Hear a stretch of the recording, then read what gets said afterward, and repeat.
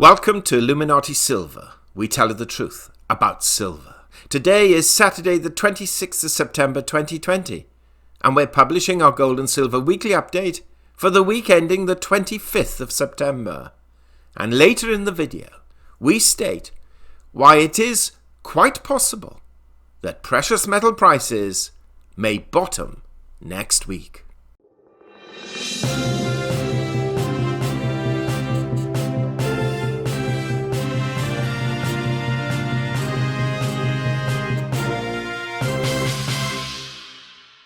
Now, before we cover gold and silver prices, we wish to remind you that this past week has seen both gold and silver fall through a number of support levels. We've produced a video each day as these falls occurred and have listed in the description box below links to each of them. Now, if you do not have the time to listen to them all, then we suggest you at least listen to yesterday's and Thursday's in order to put today's podcast into perspective. We shall also today be covering, later in the video, why we think next week could see potential lows, certainly short-term lows, for precious metals. So whatever you do, stay tuned to this video. But first, let's get back to the data. Gold fell $89 last week from $1,950 to $1,861. having hit a high of 1,956 and a low of 1,849, a fall of 4.6%.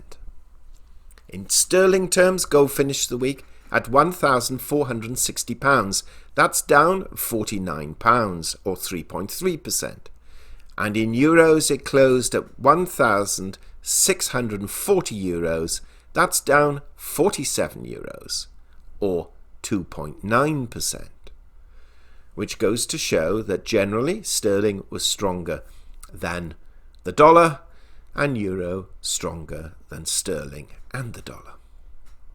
Silver fell $3.91 from $26.83 to $22.92, having hit a high of $27.07 and a low of $21.70, a fall of 14.6%. A considerable fall indeed. In sterling terms, it closed at £17.98. That's down £2.78 or 13.4%. And in euros, it closed at €19.70. That's down €2.96 or 13%. The gold to silver ratio rose quite considerably, major rise, from 72.6 to 1 to 81.2 to 1. Bitcoin, incidentally, was down $288 when we looked at it for the week at $10,641, or a fall of 2.6%. Now, the Dow Jones, looking at equity markets, closed on Friday at 27,173, up 358 points on the day and down 484 points on the week, though obviously it had been considerably lower. The S&P 500 closed at 3,298, up 51 points on the day and down 21 points on the week. And the Nasdaq closed at 10,913, up 241 points on the day and up 120 points on the week. But we have to bear in mind that the Nasdaq had been considerably higher in recent weeks. Brent crude closed at $41.82, down $1.33 on the week. And WTI crude closed at $40.25, down 86 cents on the week. So both crude levels holding above $40. But for how long, we hear you ask. The dollar index stands at 94.57. That's up quite a reasonable 1.65 points on the week. Now, for quite a few weeks, we've stated that we expected gold to consolidate within a trading range of between $1,800 and $2,000, and so far this has continued to hold. A $200 spread between envisaged highs and lows is not that great a percentage at these levels. A potential 10% swing, even in the gold markets of late, is not that great an obstacle to overcome.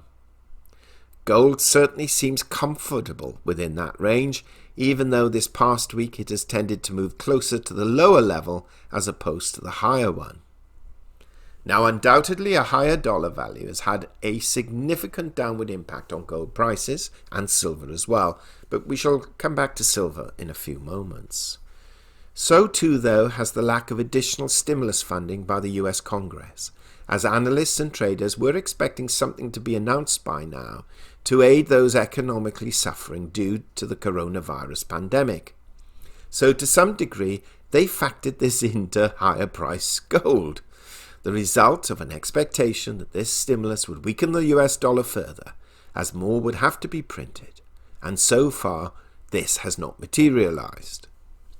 We also witnessed a small exit from gold by those suffering losses in the equity markets, particularly earlier in the week, though they have broadly recovered, that's the equity market, since then. It's important to remember that often traders investing in what we term paper gold do so as a hedging opportunity in the main, or sometimes a speculative opportunity. But when equities fall hard, they then tend to relinquish those investments to cover losses and margin calls. Despite what others say, money availability is not infinite, at least not to traders, and any trade has to be ultimately paid for, which is why we often see gyrations in gold and to some extent silver prices of late. There is also another issue to be taken into account. As gold becomes more expensive, the ability of the normal man in the street to buy it diminishes. And we have even seen countries like India and earlier this year China cut back on gold demand because in their eyes it has become too costly to afford. This is why we've seen some fall in physical demand in certain areas. So with a mixture of physical demand falling from nations which normally increase their rates of purchases and paper contracts being sold to cover losses and margin calls, this does have a downward impact on prices, in addition, of course, to any rise in the US dollar.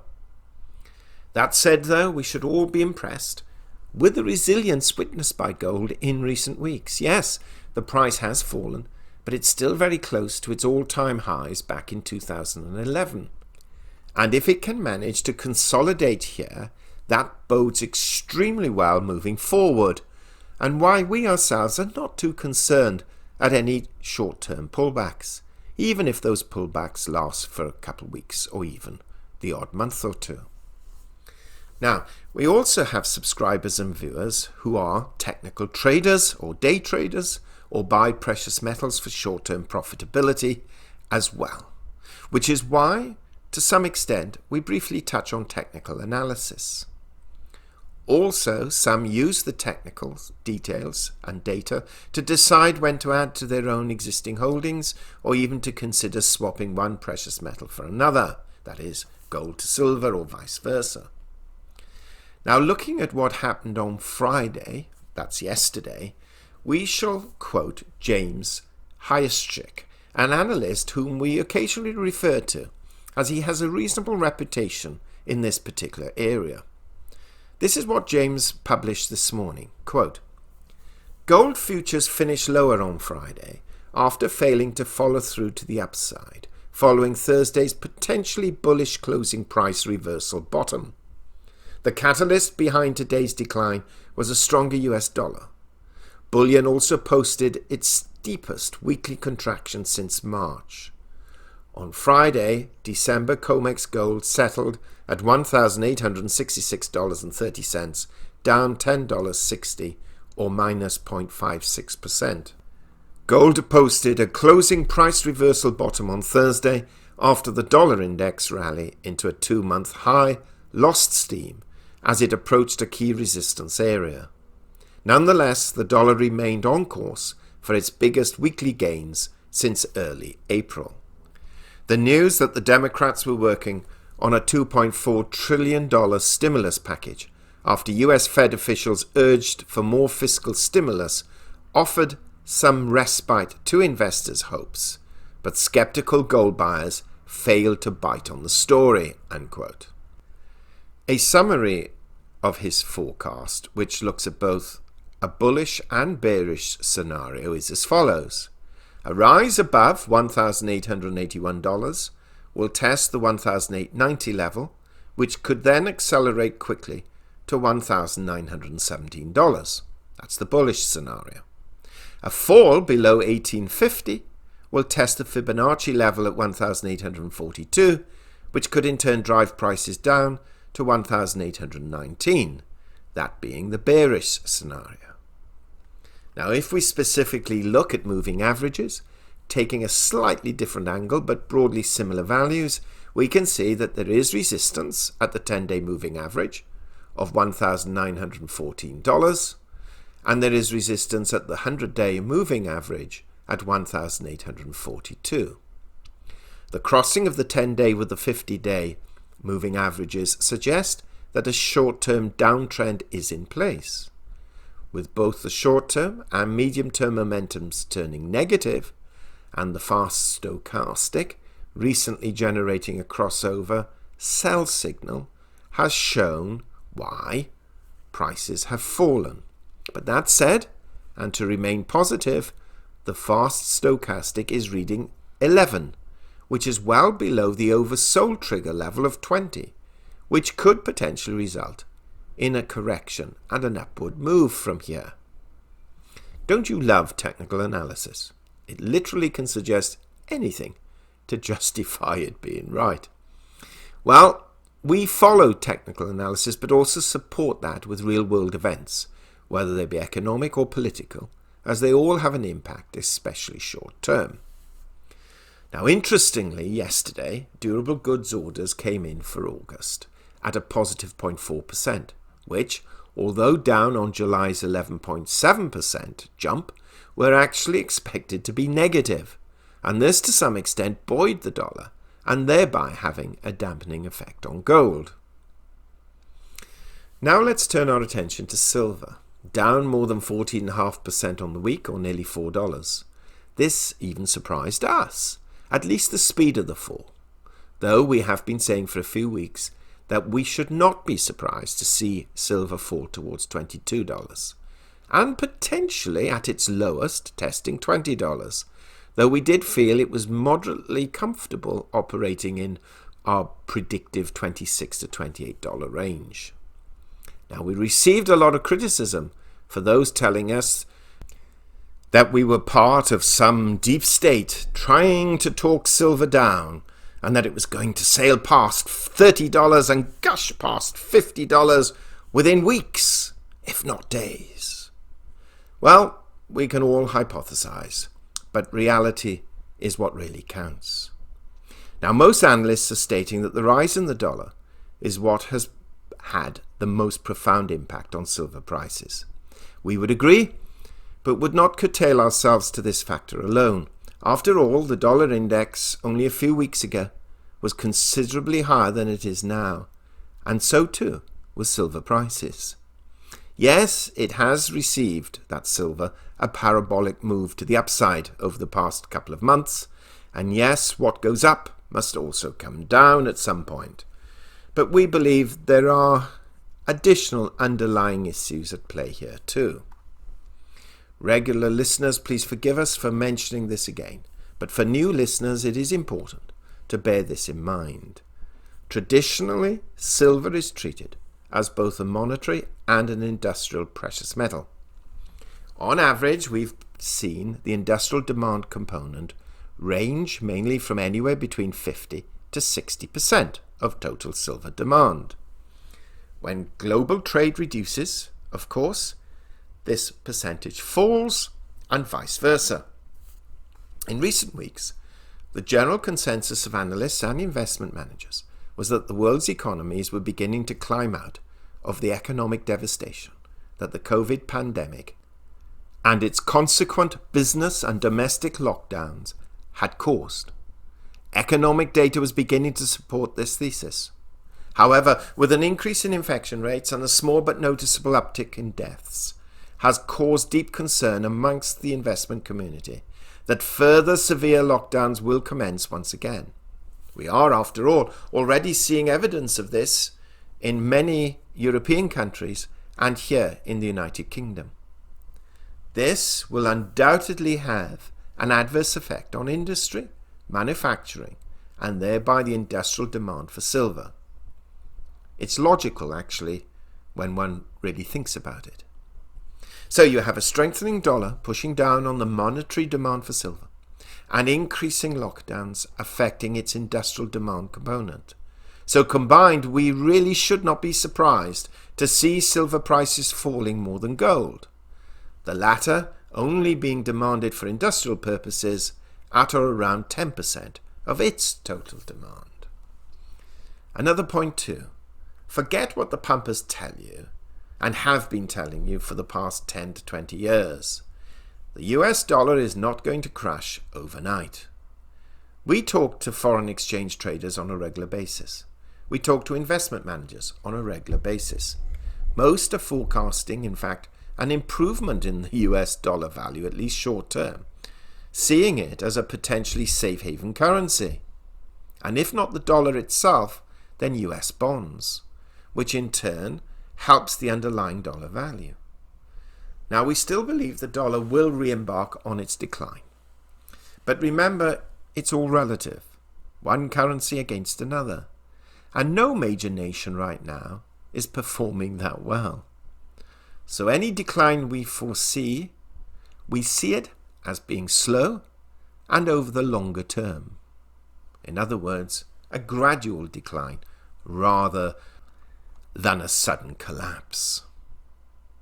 So, a mini conclusion here is that a strengthening US dollar, a real or envisaged fall in industrial demand for silver, and a degree of profit taking has caused silver prices to plummet this past week. Now, looking at the technicals for silver, it has found support at the $22.50 level, though $22 is more supportive, with a potential bottom at $20. Resistance is seen at the 50-day EMA of $25. The uptrend is most likely to be confirmed once this 50-day EMA is broken. At least technically speaking, that is. Okay, so what about next week? What is likely to happen? Well, first, let's take our usual look at what economic data the US is expected to announce. On Monday, nothing scheduled. Tuesday, advanced trading goods for August, consumer confidence index for September. Wednesday, important, ADP employment report for September, GDP revision for quarter 2, pending home sales index for August. Thursday, very important, weekly jobless claims report, personal income for August, consumer spending for August, core inflation for August, market manufacturing index for September, ISM manufacturing index for September, construction spending for August, and motor vehicle sales for September. Friday, critical. Non-farm payrolls for September, unemployment rate for September, average hourly earnings for September, consumer sentiment index for September, and factory orders for August.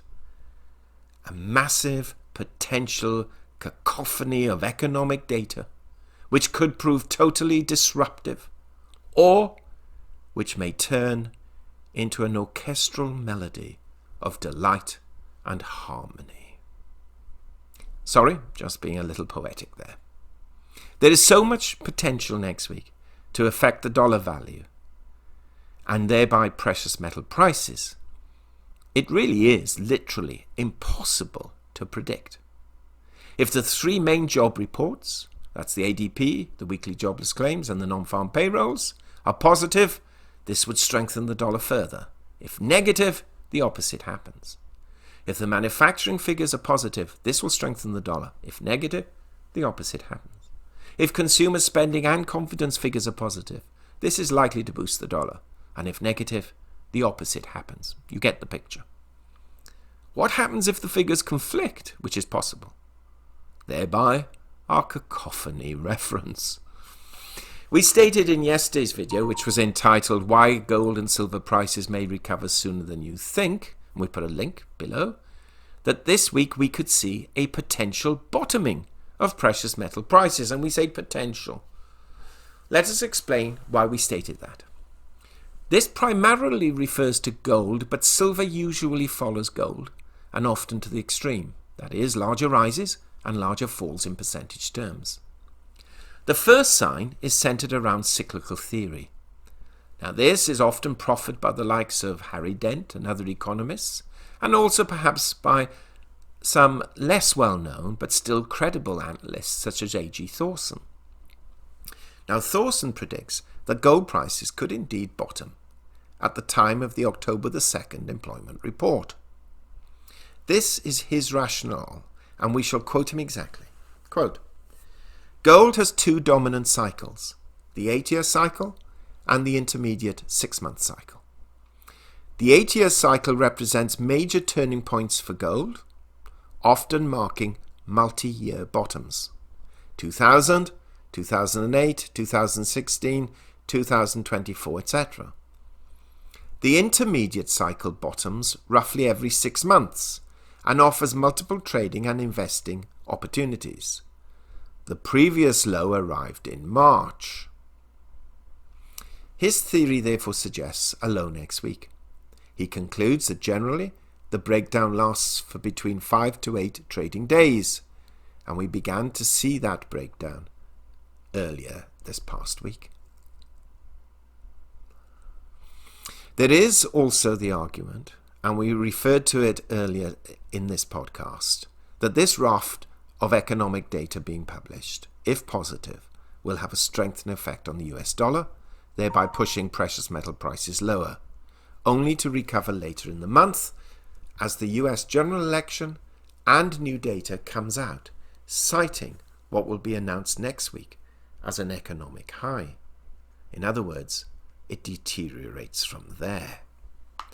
Now, we do not wish to get involved in conspiracy theories, but next week we will see the last non-farm payrolls before that general election. The next one will be published on the 6th of November, with the election on the 3rd. It is not beyond imagination that the report this week is tremendous, shows massive growth, only then to be corrected on the 6th of November. Now, we have no evidence that this will happen, but let's be honest, it's not beyond comprehension. So what's going to happen next week? Well, our gold trading range of 1800 to 2000 we're still comfortable with, though suspect the 1800 will be pressurized. Our average silver trading range of 26 to 28 over the past few weeks has already been usurped to the lower side. If prices fall next week, then we are more comfortable quoting $20 to $23. But there is the possibility of a rise earlier in the week before the data is announced. So we will increase our spread on silver for next week to $20 to $25, where we feel relatively safe because we believe markets will be a little chaotic next week, primarily data dependent. And as we've seen this past week, a $4 weekly move or a $5 spread is not beyond possibility. Now, before we end this podcast, there are two additional factors we have to take into account, both mentioned briefly before. One, the coronavirus spread and effect that it is having and could continue to have, and a potentially increasing effect on the United States, which even recently is still close to 1,000 deaths a day and 40 to 50,000 infections. And two, a stimulus package to be announced by Congress. The Financial Times reported yesterday that Democrats were preparing a $2.4 trillion stimulus package to kickstart talks. Well, if this is announced, it will act as a tailwind for precious metals. The only question is, when will that announcement take place? Meanwhile, thank you so much for listening. Please do share your comments below, and if you haven't already done so, subscribe to our channel, not forgetting to press the bell sign so that you're notified of our videos as and when they are published.